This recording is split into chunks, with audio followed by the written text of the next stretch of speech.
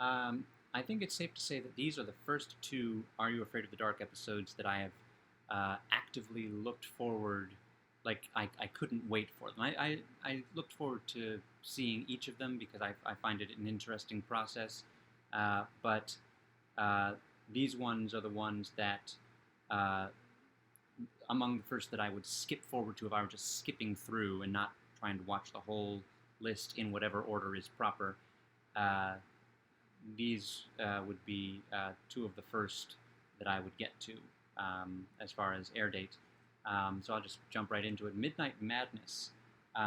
Long before I knew that Nosferatu was the classic that it is, standalone classic, I saw this episode of Are You Afraid of the Dark, and I think that I knew that the vampire that looked like that, I knew there was something to it, that it wasn't a creation of Are You Afraid of the Dark, that it predated. I just didn't know it predated by almost 100 years.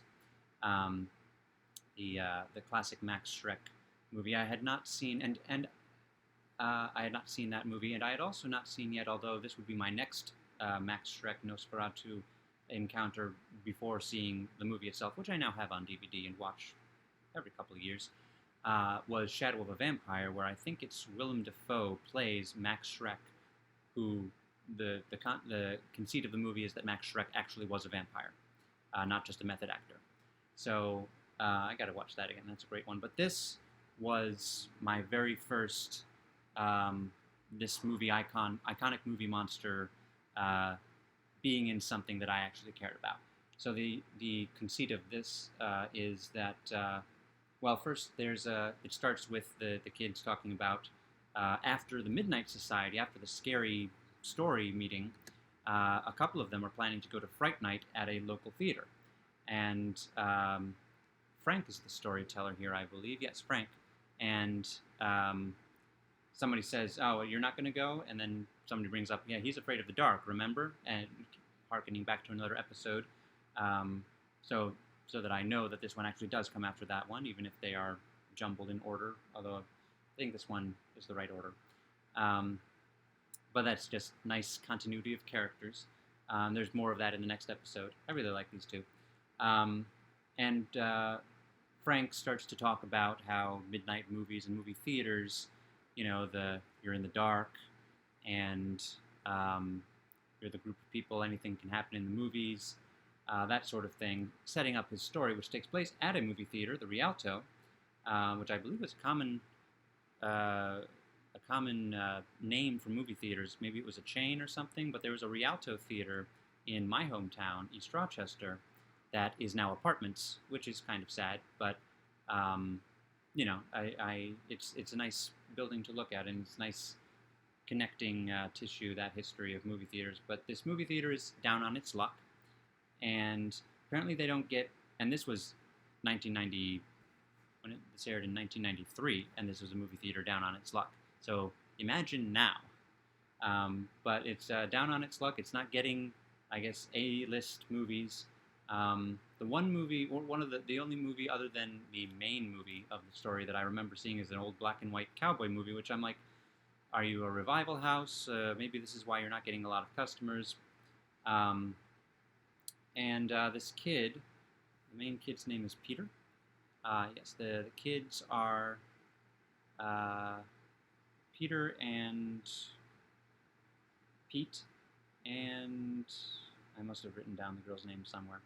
But anyway, Pete is the main. She's looking at jobs at other movie theaters, but he wants to preserve this classic movie house, not the one that's attached to the mall, but nothing's working. And so at one point, Dr. Vink. Now we remember Dr. Vink from The Phantom Cab, the very first Are You Afraid of the Dark movie. This time, he is not a wizard scientist in the middle of the woods. He is a film director, and he made Nosferatu. Let me just check on who actually made Nosferatu. Max Schreck was in it. F.W. Murnau made Nosferatu. But in this episode of Are You Afraid of the Dark, Nosferatu was directed by Dr. Vink, again played by Aaron Tager. Aaron Tager. My name is Aaron, that's with two A's, This only has one A, so I'm not sure if it's Aaron or Aaron. I'll say Aaron because I'm Aaron out of solidarity. Um, and so Dr. Vink comes and he gives them Nosferatu to play. He says, if you play this, you will have people lined up around the block. And once that has worked, once my movie has saved your movie theater, all I want in payment is I want one night a week to showcase my movies. And the theater manager, not such a great, happy guy, and, in a way you can't blame him because his movie theater's going down. But he says sure because he's positive it's not going to work. So at one point, the aforementioned cowboy movie, they decide not to show it because they don't think it's going to work. But at one point, the aforementioned cowboy movie just goes bad and they have nothing else to play. They put on the vampire movie, and the mostly very elderly audience loves it. And they stick around. They're mad that the cowboy movie is over and they're about to leave. But I wish I remembered the girl's name or I'd written it down. Maybe she's Julie. No, Julie's in the other one. Pete's putting on the movie. She says to people, if you don't like it, you'll still get a full refund. But they do. They love it. And this is after the manager is given 2 weeks' notice and they're going to close the theater. Dr. Vink, being a magical figure of sorts, knows, even though they don't contact him, he knows it worked, didn't it? He comes to claim his prize, and the manager says, no, the theater is successful. I need every evening to show movies and make money. I need to show movies that people love, because now the movies that people love are actually coming to the theater. Again, it is somewhat understandable, although he did make the deal. He did say, because he didn't think it was going to come up again, he did say that he would go through it, and so he then went back on the deal. And Dr. Vink says, essentially, you'll regret it, and switches his cape in a villainous way.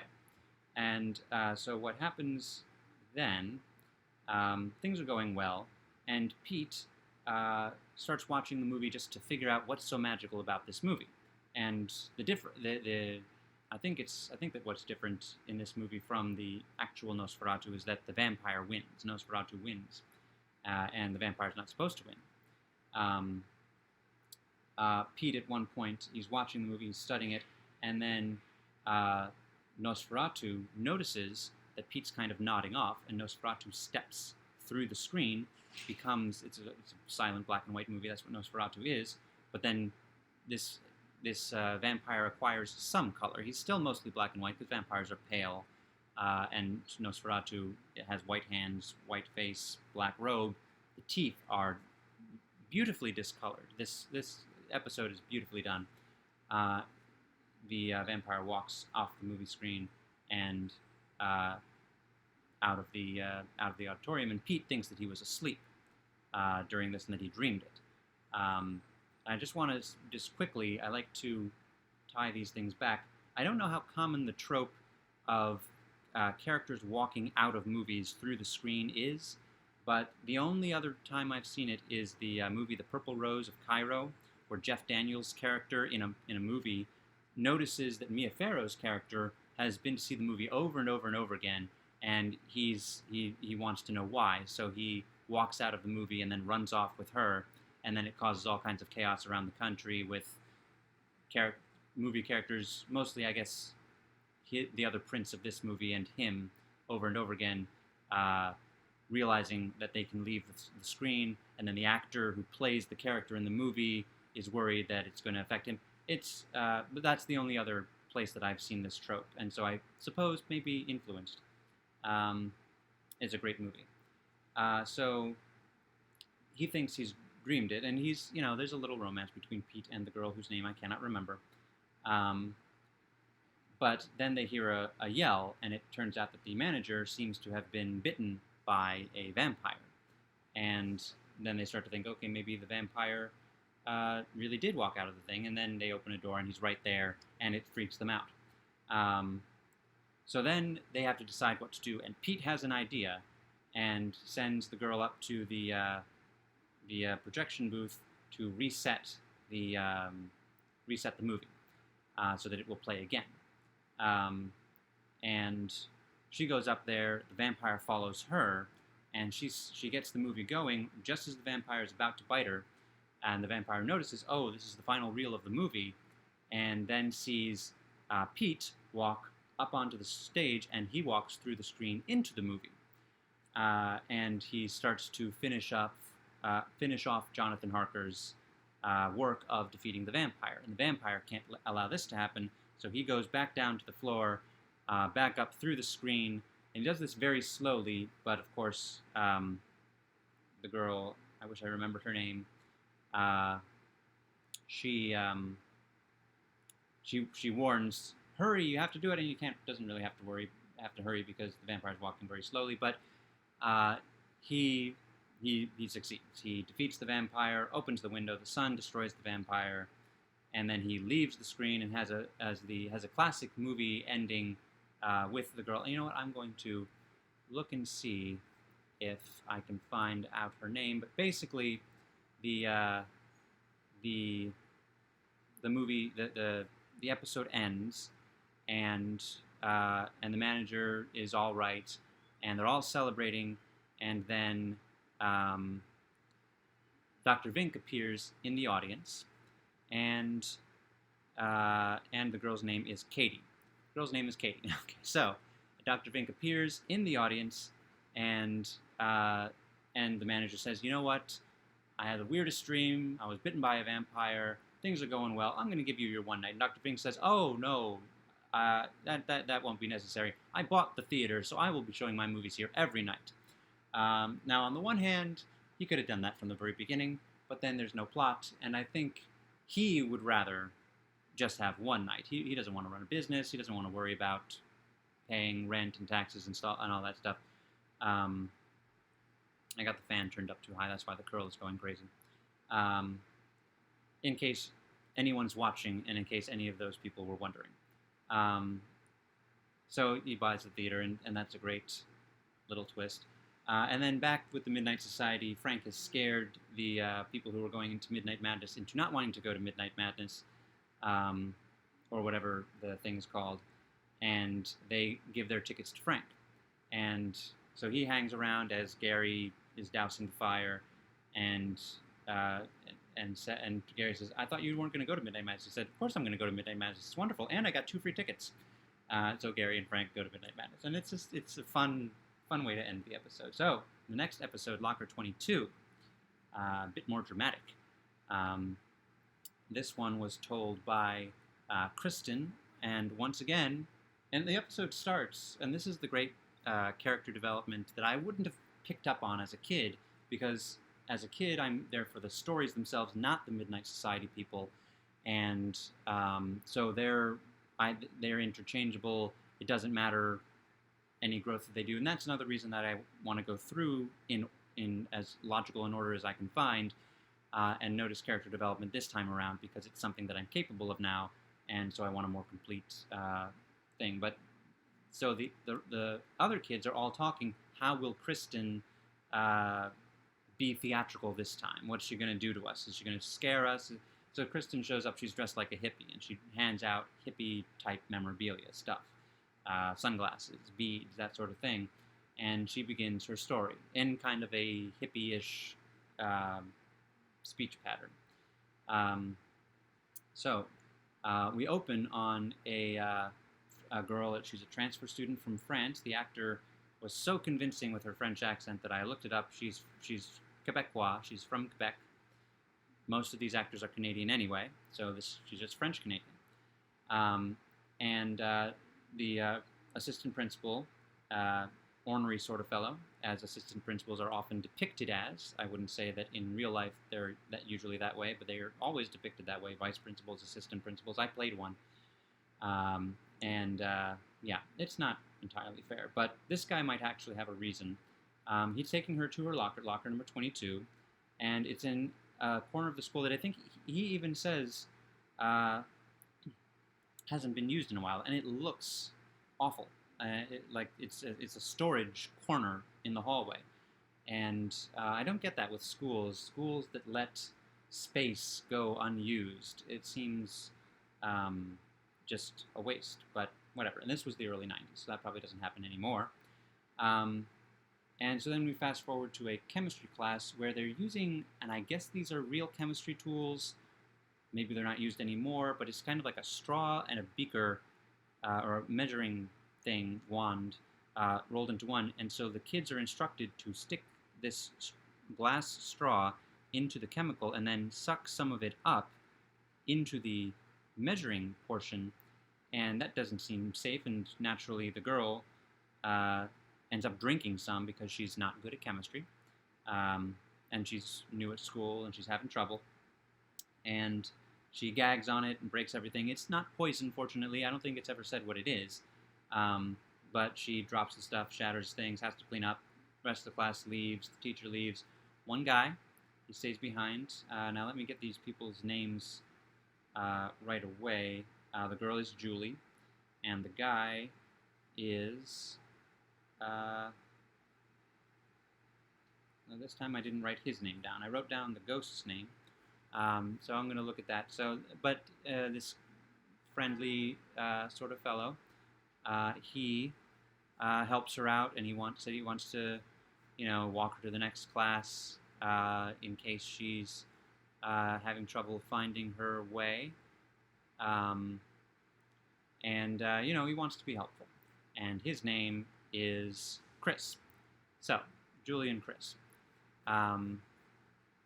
So Chris helps her out, and but before she leaves the class with him, the room, she sees a hippie girl up at the front of the class, and she, of course, thinks it's not a ghost, because why would there be ghosts? It's just a student who's dressed as a hippie. But then Chris says, come on, and she turns around, and she looks back, the hippie's gone. And this is the first encounter. Later on, she sees the ghost near her locker, and she tells Chris, "I think I'm seeing a ghost." And Chris is like, "Oh, whatever." He doesn't think she's weird. I think he's got a crush on her, just like there's a little bit of a crush between the two, between Pete and Katie in the previous one. But she receives a prank call from someone claiming to be a ghost, and we've established earlier there are a couple of bullies who are picking on her, perhaps for her accent, perhaps for her being new,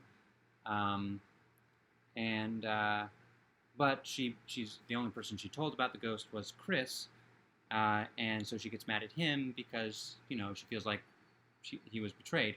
But he says that he only told one other person, and he was trying to figure out, trying to learn about the ghost because he had heard that the school is haunted by a ghost.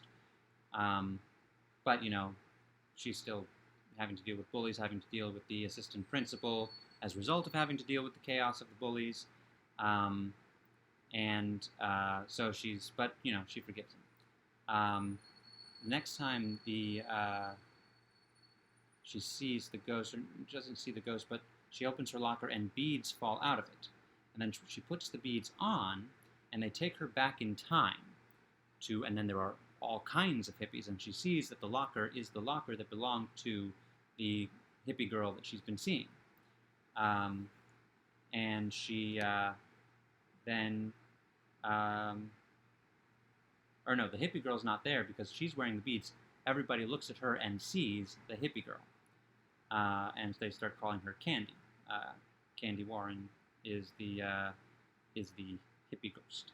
And so she then also sees the principal, but he's younger, and he's the chemistry teacher. So then she takes the beads off, travels forward in time. And she somehow, I forget, I don't understand exactly how, but she manages to bring Chris back in time with her, and somebody mentions the White Album while they're back in time. But Chris is weirded out by this, she's weirded out by this, they're trying to figure it out, and we also discover on this trip that Candy Warren owes a chemistry project. She's supposed to stay after school to do a chemistry project. And I guess that they're going back in time to the day that she's going to stay after school to do the chemistry project, but whatever time of day it is in their time is the time of day that it is there. So they end up staying after school themselves because Chris wants to ask an older teacher about or no, first they go looking through the archives, the old yearbooks, to the years when the White Album came out, because somebody mentions we want to listen to the White Album. And so they go back to those years, looking through the yearbooks. They see Candy Warren is in one year, but then not in the other. But then they see the end of the yearbook is a little in memoriam for her, for Candy Warren. And so then Chris goes back in time. Oh no, he goes to ask a teacher who's been at the school for a long time about Candy Warren, and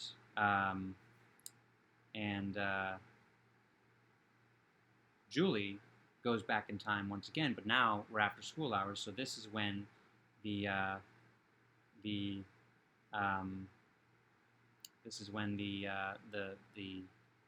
chemistry assignment is going to be made up, and Assistant Principal Schaefer's the chemistry teacher now, brings Julie to the chemistry room, shows her the materials that she's got to use to do it, and then just leaves the room. He's not going to monitor the test. He's not going to, it's not something, as the malevolent supernatural force I live with mentioned, that's not safe, but it was the 60s.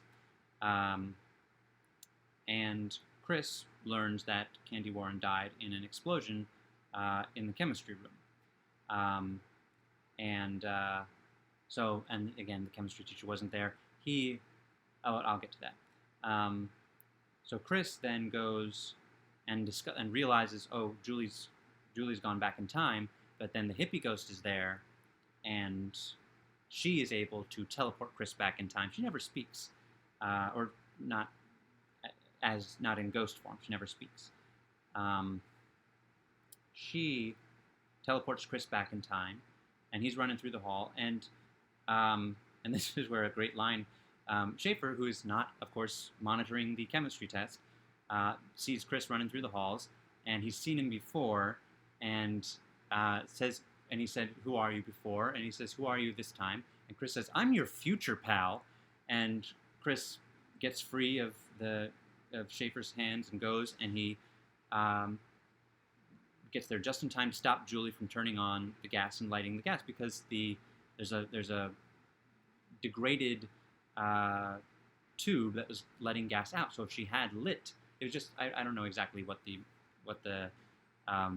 materials are called, but it's a tube that gas was going to go through so that you could light a Bunsen burner or something like that, and the gas would have escaped and would have been uncontrolled, and it would have caused an explosion if she had lit it.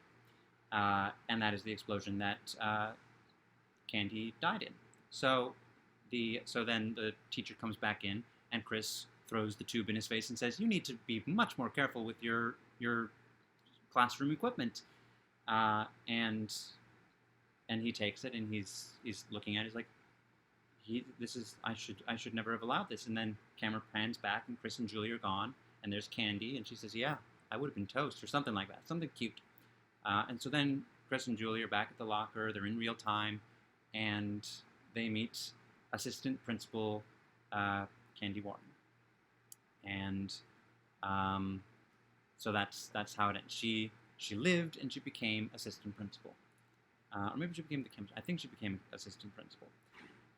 Schaefer is not there. Maybe he's still teaching chemistry. And here's the thing: when a kid died in his classroom doing his assignment, in that timeline, he gets promoted to assistant principal.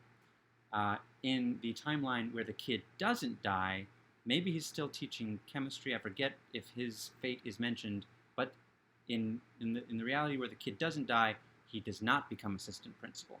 So, but whatever. It's one of the drama and the "I'm your future pal," that kind of thing, and the guy playing Chris, I think, kind of made the episode for me, because nothing against the girl playing Julie, and she's great, but Julie's kind of a floating from place to place, event to event kind of character. She's not really driving the action. He's much more interesting. He investigates.